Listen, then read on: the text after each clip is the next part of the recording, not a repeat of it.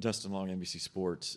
Ryan, with tonight's win in the first 14 races, 13 have been won by either Gibbs, Hendrick, or Penske. I'm including the Wood brothers in that. Obviously, the one difference is the one car last week at the Coke 600. There weren't any significant rule changes going into this season.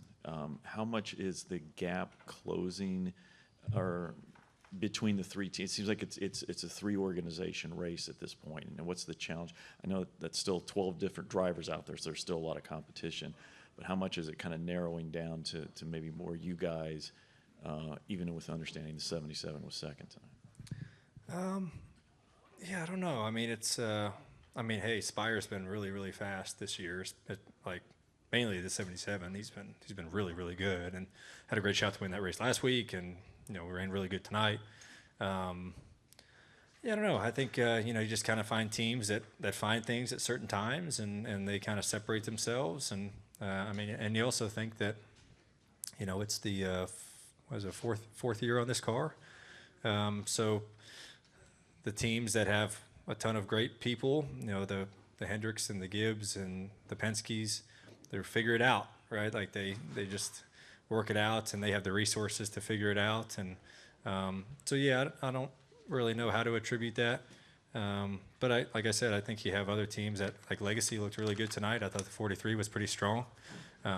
So it just kind of goes week to week. You never know who's going to be good. But they do have this kind of crop of a few teams that have been the strongest. But I personally feel like those are the three powerhouse teams in the sport, right? So they should be running that well. So I guess that's the best way I can kind of answer that for you.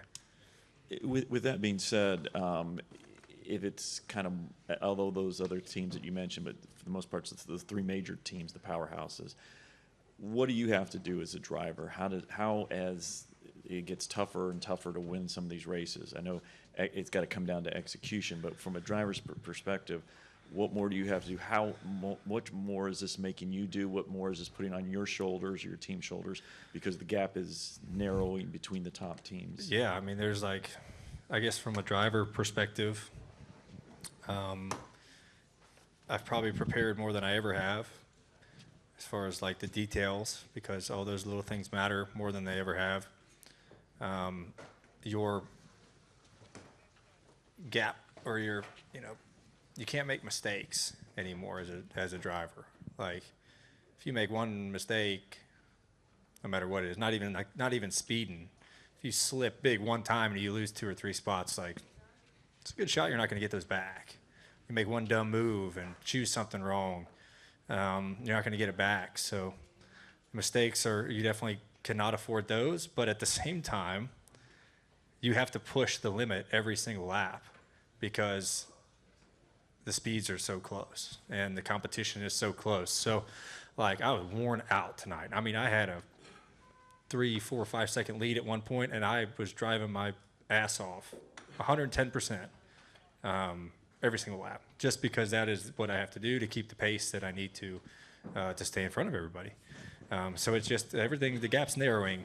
Drivers have to be more perfect than ever because the competition is very, very close. So what was that like when you were racing there with the 11 and the 24 at times? I mean, on the outside it looks spectacular racing when you're there, but how close were you to losing it? How much were you on edge? How much? What did we not see? And how difficult yeah. it was? I was on edge. There was a couple times where Denny and I were on edge. There was a couple times where he slipped pretty big in front of me. He's pushing the limit. I'm pushing the limit. When I went 3 wide bottom on the front stretch, I got to do that. I cannot sit there and just run behind those guys. I have to do that. And it's a risky move. Going on the apron and entering as low as I did into one is not ideal. It's not where you want to be. I said on the Amazon thing, I was like, I didn't enjoy being down there, but I had to go down there.